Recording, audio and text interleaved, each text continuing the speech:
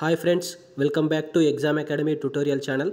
First time channel visit చేస్తున్నట్లయితే subscribe the exam academy tutorial అండి. Daily current affairs follow అవ్వడం కోసం exam academy tutorial ఛానల్కి సంబంధించినటువంటి టెలిగ్రామ్ గ్రూప్లో జాయిన్ అవ్వండి.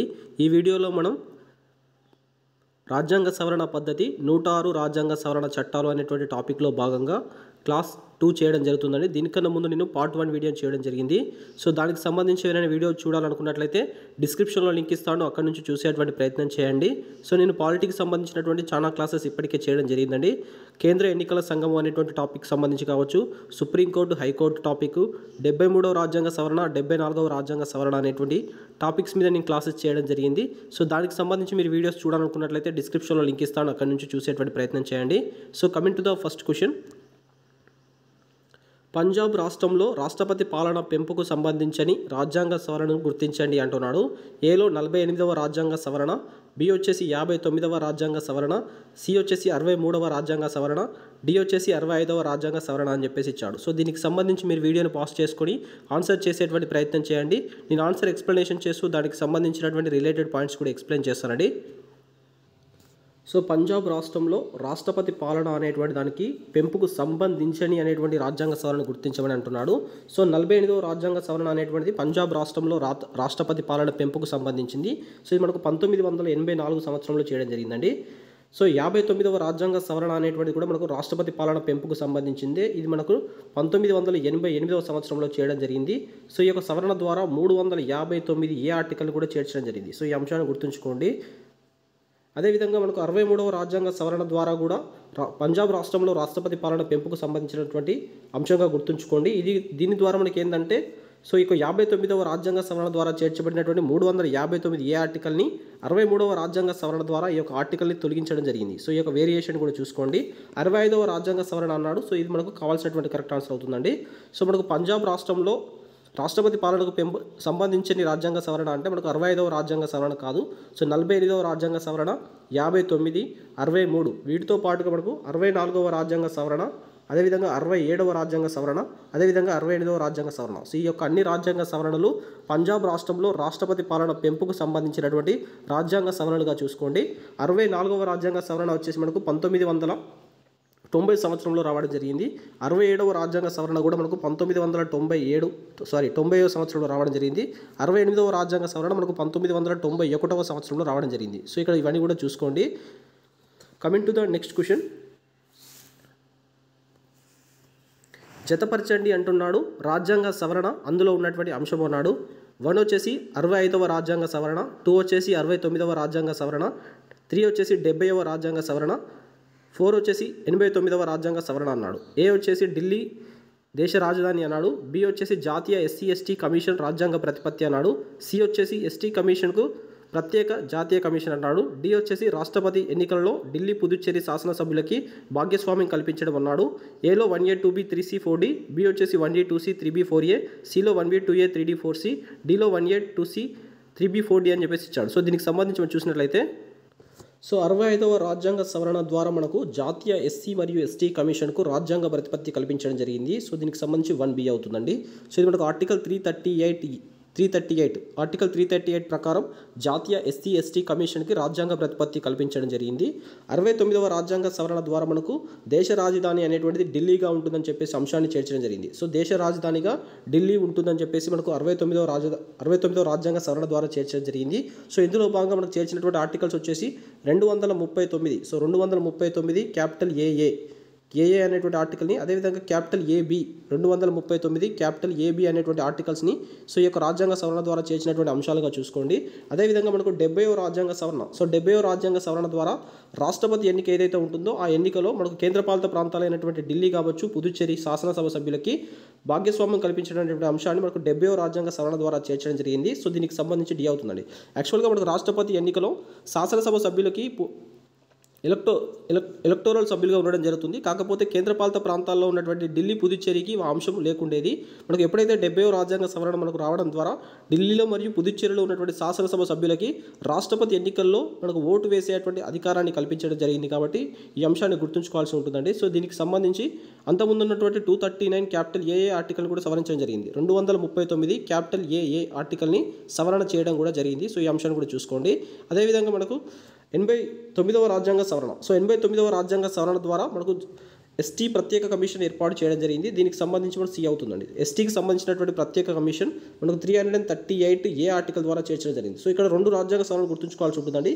65, 89. సో 65వ రాజ్యాంగ సవరణ ద్వారా జాతీయ ఎస్సీ ఎస్టీ కమిషన్ ఏర్పాటు చేస్తే 89వ రాజ్యాంగ సవరణ ద్వారా మనకు ప్రత్యేకంగా ఎస్టీ కమిషన్, ప్రత్యేకించి ఎస్సీ కమిషన్ ఏర్పాటు చేయడం జరిగింది. సో ఈ 2 సవరణలు ఒకే అంశం కింద గుర్తుంచుకోవాల్సి ఉంటుంది. అదేవిధంగా ఢిల్లీకి సంబంధించినటువంటి అంశాల్లో 69, 70 ఈ 2 అంశాలను చూసుకోండి. 69వ రాజ్యాంగ సవరణ ద్వారా దేశ రాజధానిగా ఢిల్లీ ఉంటుందనేటువంటి అంశాన్ని, 70వ రాజ్యాంగ సవరణ ద్వారా రాష్ట్రపతి ఎన్నికల్లో ఢిల్లీ మరియు పుదుచ్చేరి శాసనసభ్యులకు భాగస్వామ్యం కల్పించడం జరిగింది. సో ఈ అన్ని అంశాలను కూడా చూసుకోండి. దీని ప్రకారం 1B, 2A, 3D, 4C కాబట్టి ఆప్షన్ సి అనేటువంటి దీనికి సంబంధించి కరెక్ట్ ఆన్సర్ అవుతుందండి. Coming to the next question. జతపరచండి అంటున్నాడు. రాజ్యాంగ సవరణ అందులో ఉన్నటువంటి అంశము అన్నాడు. 91వ రాజ్యాంగ సవరణ అన్నాడు. 92వ రాజ్యాంగ సవరణ, 3 వచ్చేసి 93వ రాజ్యాంగ సవరణ, 4 వచ్చేసి 94వ రాజ్యాంగ సవరణ అన్నాడు. ఏలో కేంద్ర మంత్రిమండలి సంఖ్య లోక్సభ మొత్తం సభ్యులలో 15% మించరాదు అన్నాడు. బి వచ్చేసి బోడో, డోగ్రి, మైథిలి, సంతాలి అధికార భాషలుగా గుర్తించడం అన్నాడు. సి వచ్చేసి సామాజికంగా విద్యాపరంగా వెనుకబడిన తరగతులకు విద్యా ప్రవేశాలలో ప్రత్యేక వెసులుబాటు అన్నాడు. డి వచ్చేసి జార్ఖండ్, ఛత్తీస్గఢ్, మధ్యప్రదేశ్, ఒడిశాల్లో గిరిజన మంత్రి తప్పనిసరి అన్నాడు. సో దీనికి సంబంధించి మ్యాచ్ ద ఫాలోయింగ్ చేయమంటున్నాడండి. సో మనకు 91వ రాజ్యాంగ సవరణ నుంచి 106 రాజ్యాంగ సవరణ వరకు ఉన్నటువంటి రాజ్యాంగ సవరణలు ఖచ్చితంగా మనం గుర్తుంచుకోవాల్సి ఉంటుందండి. సో అందులో భాగంగా మనకు 91 నుంచి 94 రాజ్యాంగ సవరణలు, అందులో ఉన్నటువంటి అంశాలను ఒకసారి చూసేటువంటి ప్రయత్నం చేద్దామండి. 91వ రాజ్యాంగ సవరణ. సో 91వ రాజ్యాంగ సవరణ దేనికి సంబంధించిందంటే కేంద్ర మంత్రిమండలిలో ఉన్నటువంటి కేంద్ర మంత్రిమండలి సంఖ్య అనేటువంటిది లోక్సభలో ఉన్నటువంటి మొత్తం సభ్యులలో 15% మించరాదు అనేటువంటి అంశాన్ని మనకు చేర్చడం జరిగింది. సో ఇది మనకు 91కి సంబంధించి. సో 1 అనేటువంటిది ఏకి సంబంధించి కరెక్ట్ ఆన్సర్ అవుతుందండి.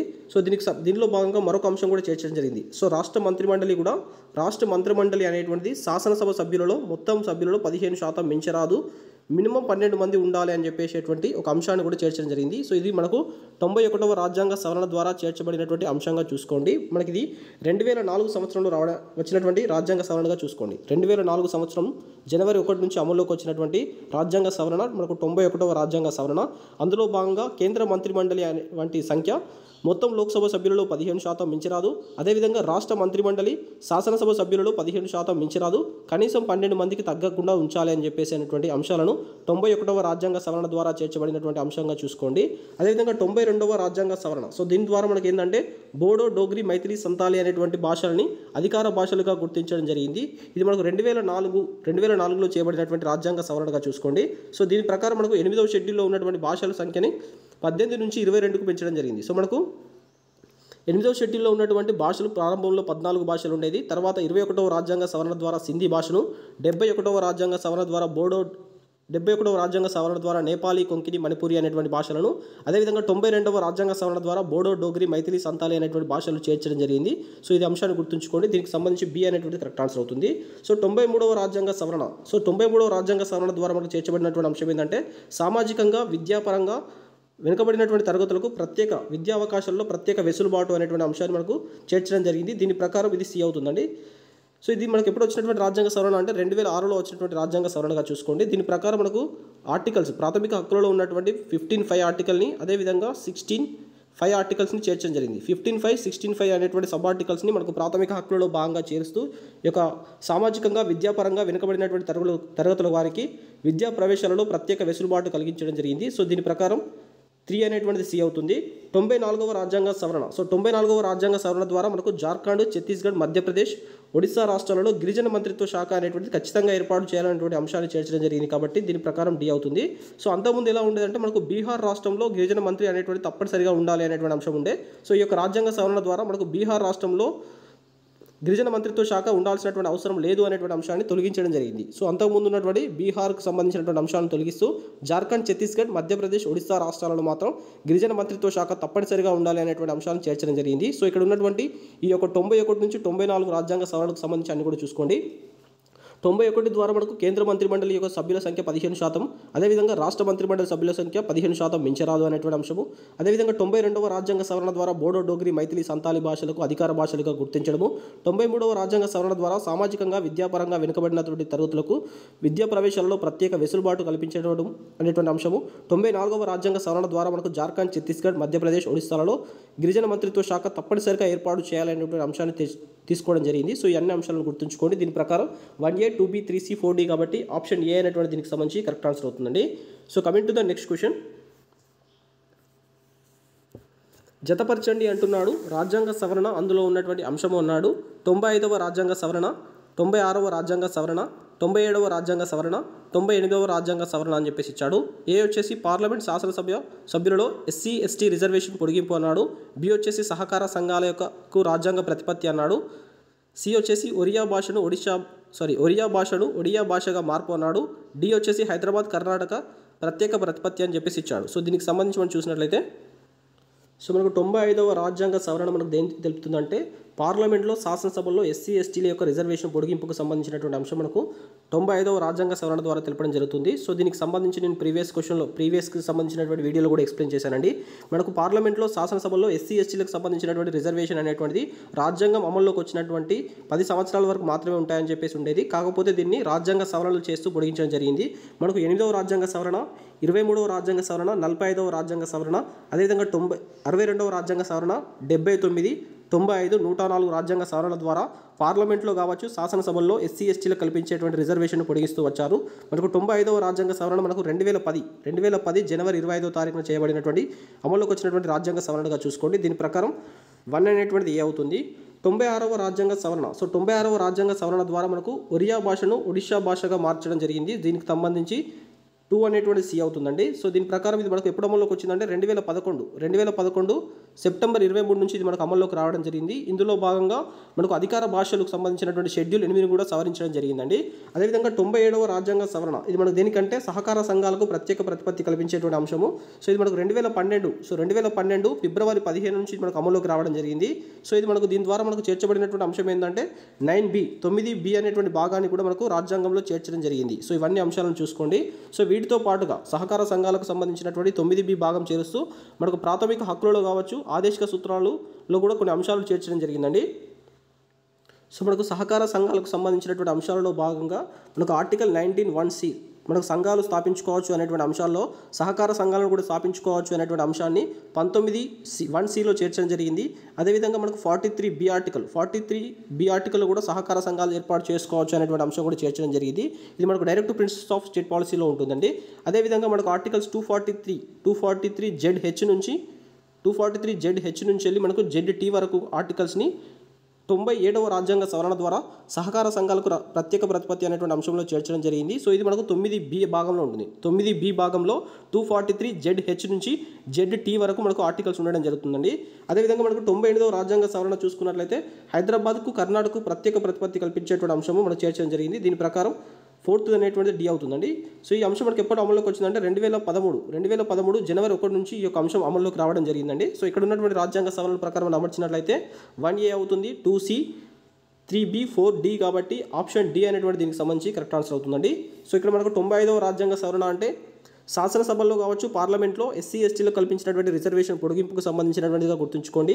96వ రాజ్యాంగ సవరణ వచ్చేసి మనకు ఒరియా భాషను ఒడిషా భాషగా మార్పు చేయడం అనేటువంటి అంశాన్ని గుర్తుంచుకోండి. 97వ రాజ్యాంగ సవరణ వచ్చేసి సహకార సంఘాలకు రాజ్యాంగ ప్రతిపత్తి అనేటువంటి అంశం చూసుకోండి. 98వ రాజ్యాంగ సవరణ ద్వారా హైదరాబాద్, కర్ణాటకకు ప్రత్యేక ప్రతిపత్తి అనేటువంటి అంశాన్ని చూసుకోండి. సో దీని ప్రకారం ఆప్షన్ డి అనేటువంటి కరెక్ట్ ఆన్సర్ అవుతుందండి. Coming to the next question. జతపరచండి అంటున్నాడు. రాజ్యాంగ సవరణ అందులో ఉన్నటువంటి అంశం అన్నాడు. 99వ రాజ్యాంగ సవరణ, 2 వచ్చేసి 100వ రాజ్యాంగ సవరణ, 3 వచ్చేసి 101వ రాజ్యాంగ సవరణ, 4 వచ్చేసి 102వ రాజ్యాంగ సవరణ అన్నాడు. ఏలో జాతీయ వెనుకబడిన తరగతుల కమిషన్కి రాజ్యాంగబద్ధత అన్నాడు. బి వచ్చేసి గూడ్స్ అండ్ సర్వీసెస్ ట్యాక్స్ అన్నాడు. 3 వచ్చేసి భారత్ బంగ్లాదేశ్ సరిహద్దులలో మార్పు అన్నాడు. డి వచ్చేసి ఎన్జాక్ జాతీయ న్యాయ నియామకాల commission, national judges appointment commission అని చెప్పేసి ఇచ్చాడు. సో మ్యాచ్ ద ఫాలోయింగ్ చేయమంటున్నాడండి. దీనికి సంబంధించి మనం చూసినట్లయితే 99వ రాజ్యాంగ సవరణ అనేటువంటిది మనకి దీనికి సంబంధించిందంటే ఎన్జేఎస్కి సంబంధించిందండి. జాతీయ న్యాయ నియామకాల commission, national judges appointment commission అని చెప్పేసి అంటారండి. దీనికి సంబంధించి 1D అవుతుంది. సో ఇది మనకి ఎప్పుడు వచ్చిందని చూసుకున్నట్లయితే ఈ 2015 ఏప్రిల్ 14 నుంచి అమల్లోకి రావడం జరిగింది. కాకపోతే ఇది 2015లోనే మనకు సుప్రీంకోర్టు యొక్క కేసు ఈ విషయంలో దీన్ని కొట్టివేయడం జరిగింది. ఎన్జేఎస్సీని తర్వాత సుప్రీంకోర్టు కొట్టివేయడం జరిగింది. సో దీని ప్రకారం చేర్చబడినటువంటి ఆర్టికల్స్ ఏంటంటే article 124A, article 124 capital A, article 124 capital B అనేటువంటి అంశాలను ఈ యొక్క రాజ్యాంగ సవరణ ద్వారా చేర్చారు. కాకపోతే ఈ యొక్క రాజ్యాంగ సవరణ సుప్రీంకోర్టు దృష్టికి వచ్చినప్పుడు ఈ యొక్క కేసును కొట్టివేయడం జరిగింది, ఎన్జేఏసీని రద్దు చేయడం జరిగిందండి. అదేవిధంగా మనకు 100వ రాజ్యాంగ సవరణ దేనికి సంబంధించిందంటే భారత్ బంగ్లాదేశ్ సరిహద్దులలో మార్పుకు సంబంధించినటువంటి అంశము. సో చూసుకోండి, దీని ప్రకారం 2 అనేటువంటిది సి అవుతుంది.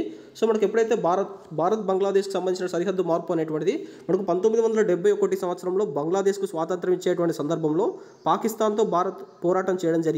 అందులో భాగంగా సరిహద్దులలో కొంత మార్పు జరిగింది. సో ఈ యొక్క దాని తర్వాత 1971లో భారతదేశానికి బంగ్లాదేశ్ మధ్య జరిగినటువంటి ఒప్పందము, అదేవిధంగా 2011లో జరిగినటువంటి ప్రోటోకాల్ ప్రకారం ఈ యొక్క భారతదేశానికి సంబంధించి అదేవిధంగా బంగ్లాదేశ్కు సంబంధించినటువంటి సరిహద్దుల యొక్క మార్పులు చేయడం జరిగింది. సో ఇది మనకి ఎప్పుడు వచ్చిందని చూసుకున్నట్లయితే 2015లో చేయబడినటువంటి రాజ్యాంగ సవరణగా చూసుకోండి. దీని ప్రకారం భారతదేశానికి సంబంధించినటువంటి కొన్ని టెరిటోరియల్ని బంగ్లాదేశ్లో ఉన్నటువంటి భారతదేశానికి సంబంధించిన కొన్ని టెరిటోరియల్ని మార్పు చేయడం జరిగింది. సో అన్ని అంశాలు చూసుకోండి అండి. దీని ప్రకారం 2C అవుతుంది. 101వ రాజ్యాంగ సవరణ దీనికి సంబంధించి చూసుకున్నట్లయితే మనకు GST అండి, గూడ్స్ అండ్ సర్వీసెస్ ట్యాక్స్ దీనికి సంబంధించింది. దీని ప్రకారం మనకి ఇది ఎప్పుడు అమల్లోకి వచ్చిందంటే 2017 జూలై 1. సో మనకు జూలై 1ని GST డేగా జరుపుతారు కాబట్టి చూసుకోండి, 2017 జూలై 1 నుంచి మనకి ఇది అమల్లోకి రావడం జరిగింది. సో దీని ద్వారా మనకు రాజ్యాంగంలో చేర్చబడినటువంటి ఆర్టికల్స్ గుర్తుంచి చూసుకున్నట్లయితే 246 ఏ ఆర్టికల్ని చేర్చడం జరిగింది. దీని ప్రకారం ఏంటంటే GST GST పన్నులు ఏదైతే ఉంటాయో వాటిపైన చట్టాలను రూపొందించేటువంటి అధికారము అటు పార్లమెంట్ కావచ్చు ఇటు శాసనసభ కల్పించడం జరిగింది ఆర్టికల్ 246A ప్రకారము. అదేవిధంగా 269A, ఆర్టికల్ 269A ప్రకారం మనకు GST యొక్క ట్యాక్స్ గురించి తెలుపుతుంది. అదేవిధంగా 279A, ఆర్టికల్ 279A ప్రకారం GST కౌన్సిల్ ఏర్పాటు చేయబడుతుందని చెప్పేసి మనకు ఈ యొక్క 3 ఆర్టికల్స్ని 101వ రాజ్యాంగ సవరణ ద్వారా చేర్చబడినటువంటి అంశాలుగా చూసుకోండి. సో మనకు GST స్లాబ్స్ కూడా చూసుకోండి, 0 స్లాబ్ ఉంటుంది, 5 స్లాబ్, నెక్స్ట్ వచ్చేసి 12 ఉంటుంది, నెక్స్ట్ వచ్చేసి 18, తర్వాత వచ్చేసి మనకు 28. సో ఇక్కడ GST స్లాబ్స్ కూడా 5 ఉంటాయి, వీటిని కూడా చూసుకునేటువంటి ప్రయత్నం చేయండి. అదేవిధంగా 102వ రాజ్యాంగ సవరణ. సో 102వ రాజ్యాంగ సవరణ దేనికి సంబంధించిందంటే జాతీయ వెనుకబడిన తరగతుల కమిషన్కు రాజ్యాంగ భద్రత కల్పించడం కోసం ఏర్పడినటువంటి రాజ్యాంగ సవరణగా చూసుకోండి. 102వ రాజ్యాంగ సవరణ రాకముందు మనకు జాతీయ వెనుకబడిన తరగతుల కమిషన్ అనేటువంటిది ఒక చట్టబద్ధ సంస్థగా ఉంది.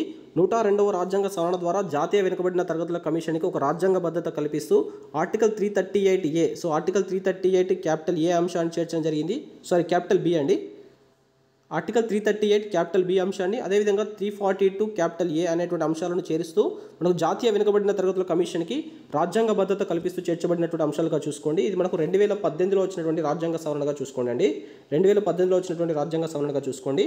99 వచ్చేసి మనకు జాతీయ న్యాయ నియామకాల కమిషన్ ఏర్పాటు, 100వ రాజ్యాంగ సవరణ భారత్ బంగ్లాదేశ్ సరిహద్దులలో మార్పులు, అదేవిధంగా 101వ రాజ్యాంగ సవరణ GSTకి సంబంధించింది, 102వ రాజ్యాంగ సవరణ జాతీయ వెనుకబడిన తరగతులకు కమిషన్కి రాజ్యాంగ భద్రత కల్పించేటువంటి అంశంగా చూసుకోండి. దీని ప్రకారం మనం చూసుకున్నట్లయితే 1D, 2C, 3B, 4A కాబట్టి ఆప్షన్ బి అనేటువంటి దీనికి సంబంధించి కరెక్ట్ ఆన్సర్ అవుతుందండి. Coming to the next question, జతపరచండి అంటున్నాడు రాజ్యాంగ సవరణ, అందులో ఉన్నటువంటి అంశం అన్నాడు 103వ రాజ్యాంగ సవరణ, 104వ రాజ్యాంగ సవరణ, 105వ రాజ్యాంగ సవరణ, 106వ రాజ్యాంగ సవరణ అని చెప్పేసి ఇచ్చాడు. ఏలో లోక్సభ శాసనసభల్లో SC/STలకు రిజర్వేషన్ పొడిగింపు, బి వచ్చేసి ఎకనామికల్లీ వీకర్ సెక్షన్స్కి 10% రిజర్వేషన్ కల్పించడము, సి వచ్చేసి చట్టసభల్లో మహిళలకు 33% రిజర్వేషను, డి వచ్చేసి వెనుకబడిన తరగతుల యొక్క లిస్టు తయారు చేసేటువంటి అధికారము రాష్ట్రాలకు కల్పించడము అనేటువంటి అంశాలు చేర్చడం వెనుకబడిన తరగతులకు లిస్టు తయారు చేయడం అనేటువంటి అంశం ఇచ్చాడండి. దీంట్లో మనకు ఏలో 1A, 2B, 3C, 4D, below 1D, 2C, 3B, 4A, సిలో 1B, 2A, 3D, 4C, డిలో 1A, 2C, 3B, 4D అని చెప్పేసి ఇచ్చాడండి. దీనికి సంబంధించి మనం చూసినట్లయితే సో 103వ రాజ్యాంగ సవరణ చట్టం అనేటువంటి మనకు ఎకనామికల్లీ వీకర్ సెక్షన్స్కి రిజర్వేషన్ 10% రిజర్వేషన్ కల్పిస్తూ చేయబడినటువంటి రాజ్యాంగ సవరణగా చూసుకోండి. దీని ప్రకారం 1B అవుతుంది. సో ఇది మనకు 2019లో వచ్చినటువంటి రాజ్యాంగ సవరణగా చూసుకోండి. దీని ప్రకారం మనకు ఆర్టికల్ 15(6) కావచ్చు, అదేవిధంగా 16 ఆర్టికల్స్ని ఈ యొక్క రాజ్యాంగ సవరణ ద్వారా చేరుస్తూ ఎకనామికల్లీ వీకర్ సెక్షన్స్కి 10% రిజర్వేషన్ కల్పిస్తూ అంశాన్ని చేర్చడం జరిగింది. ఇది మనకు 2019లో వచ్చినటువంటి రాజ్యాంగ సవరణ చట్టంగా చూసుకోండి. 104వ రాజ్యాంగ సవరణ చట్టం అనేటువంటిది మనకు లోక్సభలో శాసనసభల్లో SC/STలకు రిజర్వేషన్ పొడిగింపుకు సంబంధించినటువంటి రాజ్యాంగ సవరణగా చూసుకోండి. నేను ప్రీవియస్ క్వశ్చన్లో భాగంగా కూడా చెప్పానండి. రాజ్యాంగ సవరణ 8 కావచ్చు, 23, 45, అదేవిధంగా 62, 79, 95, 104 రాజ్యాంగ సవరణ చట్టాల ద్వారా మనకు లోక్సభలో కావచ్చు, శాసనసభలో ఎస్సీ ఎస్టీల యొక్క రిజర్వేషన్ పొడిగింపు చేయడం జరిగింది. కాకపోతే 104వ రాజ్యాంగ సవరణ ద్వారా చేర్చబడినటువంటి మరొక కొత్త అంశం ఏంటంటే మనకు ఆంగ్లో ఇండియన్లకు అంతకుముందు కూడా రిజర్వేషన్ పొడిగిస్తూ వచ్చారు. 104వ రాజ్యాంగ సవరణ ద్వారా ఆంగ్లో ఇండియన్ల పదవిని తొలగించడం జరిగింది. సో ఈ అంశాన్ని చూసుకోండి. 104వ రాజ్యాంగ సవరణ ద్వారా ఎస్సీ ఎస్టీలు కల్పించే రిజర్వేషన్ మాత్రమే పొడిగించడం జరిగింది. ఆంగ్లో ఇండియన్లకు సంబంధించినటువంటి రిజర్వేషన్ తొలగిస్తూ ఆంగ్లో ఇండియన్లకు సంబంధించినటువంటి పదవిని పూర్తిగా తొలగించడం జరిగింది. ఇది 104వ రాజ్యాంగ సవరణ మనకు 2020 సో 2020లో వచ్చినటువంటి రాజ్యాంగ సవరణగా చూసుకోండి. 105వ రాజ్యాంగ సవరణ చట్టం ద్వారా మనకు వెనుకబడిన తరగతుల యొక్క లిస్ట్ తయారు చేసేటువంటి అధికారము మనకు రాష్ట్రాలకు కల్పించడం జరిగింది. సో దీనికి సంబంధించి మనకు డి అవుతుందండి. సో మనకు 102వ రాజ్యాంగ సవరణ కావచ్చు, 105వ రాజ్యాంగ సవరణ ఒకే అంశానికి సంబంధించింది. 102వ రాజ్యాంగ సవరణ ద్వారా జాతీయ వెనుకబడిన తరగతుల కమిషన్కు రాజ్యాంగ ప్రతిపత్తి కల్పించడం జరిగింది. సో అదే సందర్భంలో మనకు వెనుకబడిన తరగతుల లిస్టు తయారు చేసేటువంటి అధికారం మనకు కేంద్ర ప్రభుత్వానికి ఇవ్వడం జరిగింది. కాకపోతే అలాంటి సందర్భంలో వెనుకబడిన తరగతులను రాష్ట్రాలు గుర్తించేటువంటి సమస్య రావడంతో వెనుకబడిన తరగతుల యొక్క లిస్టును తయారు చేసేటువంటి అధికారం రాష్ట్రాలకు కూడా కల్పించాలని చెప్పేసి మనకు 105వ రాజ్యాంగ సవరణ ద్వారా ఈ యొక్క అధికారాన్ని రాష్ట్రాలకు కూడా కల్పించడం జరిగింది. దీని ప్రకారం మనకు 3D అవుతుందండి. అదేవిధంగా 106వ రాజ్యాంగ సవరణ ద్వారా 106వ రాజ్యాంగ సవరణ చట్టం అనేటువంటి మనకు ఎప్పుడు వచ్చిందని చూసుకున్నట్లయితే 2023లో వచ్చిందండి, 2023లో వచ్చింది. సో దీనికి సంబంధించి చట్టసభల్లో మహిళలకు 33% రిజర్వేషన్ కల్పించాలనేటువంటి అంశాన్ని చేర్చడం జరిగింది. సో దీనికి సంబంధించి నారీ శక్తి అభినయం అనేటువంటి బిల్లు పేరుతో లోక్సభలో కావచ్చు, ఇటు రాజ్యసభలో ప్రవేశపెట్టడం జరిగింది. రాష్ట్రపతి ఆమోదం కూడా పొందడం జరిగింది. సో ఇది మనకు 2023లో చట్టంగా మారినప్పటికీ దీని యొక్క అమలు అనేటువంటిది ఇంకా రాలేదండి. 2029 నుంచి దీన్ని అమలు చేయబోతున్నట్లు కేంద్ర ప్రభుత్వం ఇటీవల ప్రకటించడం జరిగింది. సో ఇక్కడ 91 నుంచి 106 వరకు రాజ్యాంగ సవరణ చట్టాలన్నింటినీ కూడా గుర్తుంచుకునేటువంటి ప్రయత్నం చేయండి. సో దీనికి సంబంధించి మనం చూసుకున్నట్లయితే 1B, 2A, 3D, 4C కాబట్టి ఆప్షన్ సి అనేటువంటి దీనికి సంబంధించి కరెక్ట్ ఆన్సర్ అవుతుందండి. Coming to the next question. రాజ్యాంగ సవరణ ద్వారా చేర్చని భాగాన్ని గుర్తించండి అంటున్నాడు. 4A భాగము, 9A భాగము, 9B భాగము, 16A భాగము అని చెప్పేసి అన్నాడు. సో దీనికి సంబంధించి మనం చూసినట్లయితే సో రాజ్యాంగ సవరణ ద్వారా చేర్చని భాగాన్ని గుర్తించండి అంటున్నాడు. మనకు 4A భాగం వచ్చేసి మనకు 42వ రాజ్యాంగ సవరణ ద్వారా చేర్చడం జరిగింది. ఇది మనకు ప్రాథమిక విధులకు సంబంధించి 10 ప్రాథమిక విధులను ఈ యొక్క భాగంలో చేర్చడం జరిగింది. తర్వాత దీన్ని మనకు 86వ రాజ్యాంగ సవరణ ద్వారా 11వ ప్రాథమిక విధిని కూడా చేర్చడం జరిగిందండి. సో ఈ అంశాల ప్రకారం చూసుకున్నట్లయితే మనకు ఇది 4వ భాగము రాజ్యాంగ సవరణ ద్వారా చేర్చబడినటువంటి అంశంగా చూసుకోండి.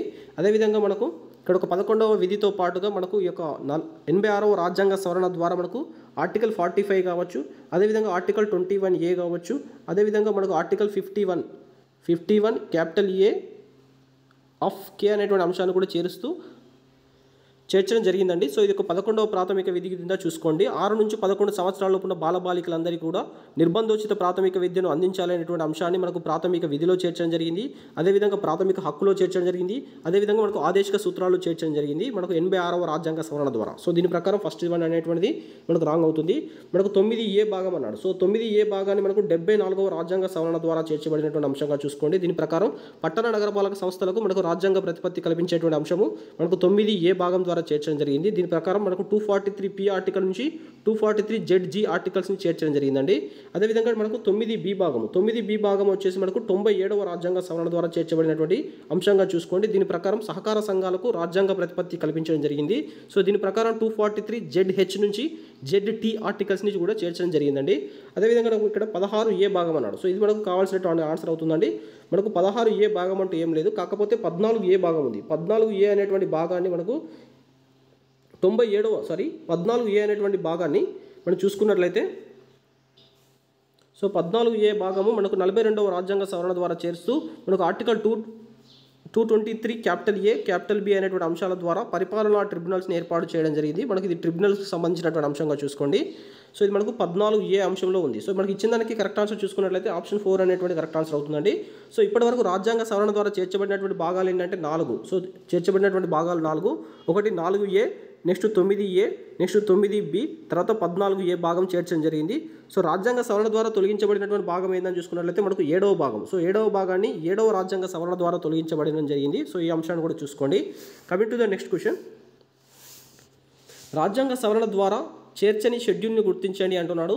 ఏ వచ్చేసి 8వ షెడ్యూల్, బి వచ్చేసి 9వ షెడ్యూల్, సి వచ్చేసి 10వ షెడ్యూల్, డి వచ్చేసి 11వ షెడ్యూల్ అని చెప్పేసి ఇచ్చాడండి. దీనికి సంబంధించి మనం చూసినట్లయితే సో సో రాజ్యాంగ సవరణ ద్వారా చేర్చని షెడ్యూల్ని గుర్తించమంటున్నాడు అండి. సో మనకు 8వ షెడ్యూల్ అన్నాడు, మనకి ఫస్ట్ వన్ కరెక్ట్ ఆన్సర్ అవుతుందండి. సో ఇది మనకు 8వ షెడ్యూల్ అనేటువంటిది మౌలిక రాజ్యాంగంలో ఉంది కాబట్టి మనకి ఇది చేర్చినటువంటి అంశంగా చూసుకోండి. అదేవిధంగా మనకు 9వ షెడ్యూల్ చూసుకున్నట్లయితే మనకి ఇది భూ సంస్కరణకు సంబంధించింది 1వ రాజ్యాంగ సవరణ ద్వారా దీన్ని చేర్చడం జరిగింది. మనకి ఇందులో 31B ఆర్టికల్ కూడా చేర్చడం జరిగింది. 31B ఆర్టికల్ కూడా మనకు మొదటి రాజ్యాంగ సవరణ ద్వారా 9వ షెడ్యూల్కి సంబంధించింది. మనకు ఇది భూ సంస్కరణకు సంబంధించినటువంటి అంశంగా చూసుకోండి. అదేవిధంగా మనకు 10వ షెడ్యూల్ వచ్చేసి మనకు పార్టీ ఫిరాయింపు నిషేధక చట్టానికి సంబంధించింది 52వ రాజ్యాంగ సవరణ ద్వారా దీన్ని చేర్చడం జరిగింది 1985వ సంవత్సరంలో. అదేవిధంగా మనకు 11వ షెడ్యూల్ అని చూసుకున్నట్లయితే ఇది 73వ రాజ్యాంగ సవరణ ద్వారా మనకు స్థానిక స్వపరిపాలన సంస్థలకు రాజ్యాంగ ప్రతిపత్తి అనేటువంటి అంశం చేర్చడం జరిగింది మనకు 1993లో సంబంధించి. అదేవిధంగా మనకు 12వ షెడ్యూల్ కూడా 12వ షెడ్యూల్ అనేటువంటి మనకు 74వ రాజ్యాంగ సవరణ ద్వారా పట్టణ నగరపాలక సంస్థలకు రాజ్యాంగ ప్రతిపత్తి కల్పించేటువంటి అంశాన్ని కూడా చేర్చడం జరిగింది. సో ఇప్పటి వరకు మనకు మౌలిక రాజ్యాంగంలో 8 షెడ్యూల్ మాత్రమే ఉండేది. కాకపోతే మనకు కొత్తగా చేర్చినటువంటి షెడ్యూల్స్ 4 ఉన్నాయండి. ఒకటి వచ్చేసి మనకు 9వ షెడ్యూల్ 1వ రాజ్యాంగ సవరణ ద్వారా భూ సంస్కరణకు సంబంధించింది. 10వ షెడ్యూల్ వచ్చేసి పార్టీ ఫిరాయింపులకు సంబంధించింది 52వ రాజ్యాంగ సవరణ ద్వారా. మనకు 11వ షెడ్యూల్ వచ్చేసి పట్టణ నగరపాలక సంస్థలకు స్థానిక స్వపరిపాలన సంస్థలకు రాజ్యాంగ ప్రతిపత్తి 73వ రాజ్యాంగ సవరణ ద్వారా. అదేవిధంగా మనకు పట్టణ నగరపాలక సంస్థలకు రాజ్యాంగ ప్రతిపత్తి 74వ రాజ్యాంగ సవరణ ద్వారా చేర్చడం జరిగింది. సో ఈ అంశాలను చూసుకోండి. దీని ప్రకారం మనకు కరెక్ట్ ఆన్సర్ వచ్చేసి ఆప్షన్ ఏ అవుతుందండి. Coming to the next question. రాజ్యాంగ సవరణ పద్ధతులపై వివిధ వ్యాఖ్యానాలలో సరికాని దానిని గుర్తించండి అంటున్నాడు. 1 వచ్చేసి భారత రాజ్యాంగ సవరణ పద్ధతి దృఢ అదృఢ లక్షణాల మధ్య సమతుల్యాన్ని సాధించిందని చెప్పేసి కేసీ వేర్ అన్నాడు. 2 వచ్చేసి సవరణ పద్ధతి సంక్లిష్టంగా బయటికి కనిపించిందని, అది కేవలం విశిష్టతకు మాత్రమే నిదర్శనమని గ్రాన్విలే ఆస్టిన్ అన్నాడు. 3 వచ్చేసి మనకు రాజ్యాంగం దృఢం అయితే దేశాభివృద్ధికి ఆటంకం అని జవహర్లాల్ నెహ్రూ అని చెప్పేసి ఇచ్చాడు. 4 వచ్చేసి రాజ్యాంగం సవరణకు అతీతం సరళ విధానం అని చెప్పేసి మహమ్మద్ హిదయతుల్లా అన్నాడు. సో దీనికి సంబంధించి మనం చూసినట్లయితే సో రాజ్యాంగ సవరణ పద్ధతులపైన వివిధ వ్యాఖ్యానాలకు సంబంధించి చూసుకున్నట్లయితే భారత రాజ్యాంగ సవరణ పద్ధతి దృఢ మరియు అదృఢ లక్షణాల మధ్య సమతుల్యాన్ని పాటించిందని చెప్పేసి కేసీ వేర్ అన్నాడు. సో మనకు ఫస్ట్ స్టేట్మెంట్ కరెక్ట్ అవుతుంది. సో అదేవిధంగా సవరణ పద్ధతి సంక్లిష్టంగా బయటికి కనిపించినా అది కేవలం విశిష్టతకు మాత్రమే నిదర్శనం అని చెప్పేసి గ్రాన్విలే ఆస్టిన్ అని చెప్పేసి ఇచ్చాడు. మనకు సెకండ్ స్టేట్మెంట్ కూడా కరెక్ట్ అవుతుంది. రాజ్యాంగం దృఢం అయితేనే దేశాభివృద్ధికి ఆటంకం అవుతుందని చెప్పేసి జవహర్లాల్ నెహ్రూ అన్నాడని చెప్పేసి ఇచ్చాడు. మనకి ఈ స్టేట్మెంట్ కూడా కరెక్ట్ అవుతుందండి.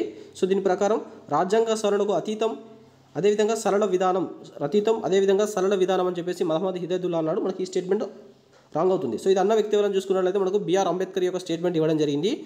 రాజ్యాంగ సవరణకు అతీతము అదేవిధంగా సరళ విధానము అని చెప్పేసి మనకు బిఆర్ అంబేద్కర్ అనడం జరిగిందండి. సో దీని ప్రకారం మనకు కావాల్సినటువంటి ఆప్షన్ 4 అవుతుంది. సో ఈ వీడియోలో మనం రాజ్యాంగ సవరణలు దానికి సంబంధించిన చట్టాలు అంశాల మీద క్వశ్చన్స్ అనాలిసిస్ చేయడం జరిగింది. ఫస్ట్ టైం ఛానల్ విజిట్ చేస్తున్నట్లయితే subscribe the exam academy tutorial channel. Thank you all అండి.